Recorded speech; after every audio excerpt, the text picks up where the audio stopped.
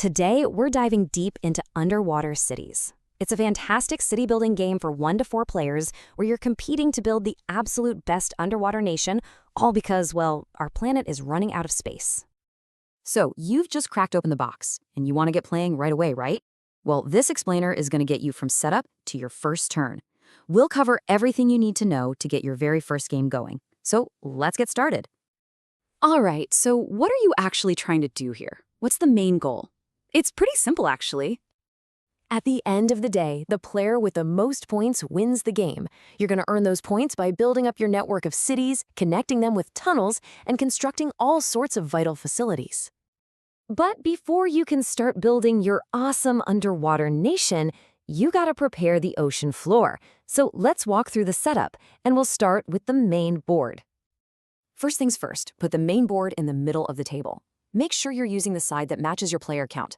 Next, create a big supply area for all the resources, cities, and buildings. Then, find the Era 1 cards, give them a good shuffle, and place the deck right on the board.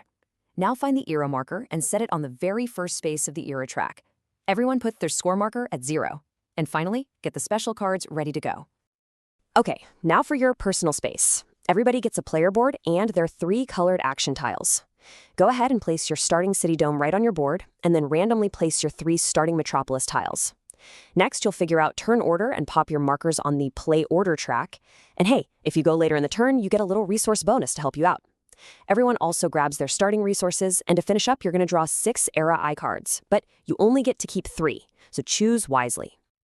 And just like that, setup is done. You are ready to play. So let's take a look at how a round actually works. On your turn, you're going to place one of your action tiles on an open slot, and you're going to play a card from your hand. Now listen up, because this is the single most important rule in the whole game. If the color of the card you play matches the color of the slot you choose, you get to do both the slot's action and the card's special effect. If they don't match, you only get the action. This choice, well, it's the heart and soul of the game. So this creates a really interesting puzzle on every single turn.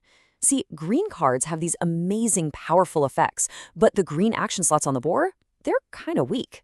On the flip side, yellow cards are pretty weak, but the yellow action slots are incredibly strong. And red, well, red is a nice balance right in the middle. You're constantly going to be deciding, do I play a great card for a weak action or a weak card for a really great action? Let's break down a turn step by step. You always start your turn holding 3 cards. First, you pick an open action slot on the main board. Then you place one of your action tiles there to claim it.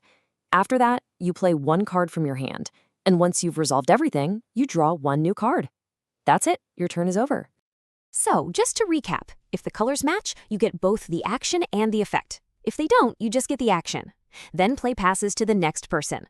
A full round is over once every single player has taken exactly 3 turns and placed all 3 of their action tiles. So all those actions are how you build your nation. But you need resources to pay for everything, right? That's where the production phase comes in. The entire game is played over 3 eras. Each era is made up of a few rounds of play, and then it's followed by a production phase.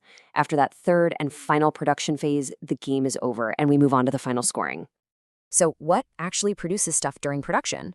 Well, your tunnels and desalination plants will get you credits. Farms produce kelp, and labs will give you science. Some special cities even produce victory points directly. And remember, upgraded buildings produce way more. But there is a catch. Your citizens have to eat. So after you collect all your goodies, you have to pay 1 kelp for every single connected city in your network. You definitely want to plan ahead for that. At the very end of the game, you're going to score points from a bunch of different places. You'll get points for your connected metropolises, for any end-of-game scoring cards you've claimed, and for having a nice variety of buildings around your cities. You even get to convert your leftover resources into a few last-minute points. And then, you guessed it, the player with the highest score wins. Now, before we wrap this up, let's go over a couple of key rules. Getting these right from the start will make your first game go so much smoother.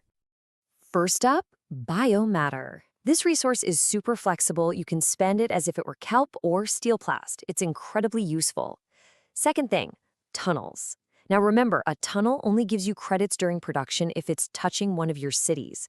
A long chain of tunnels just floating out there on its own doesn't produce a thing.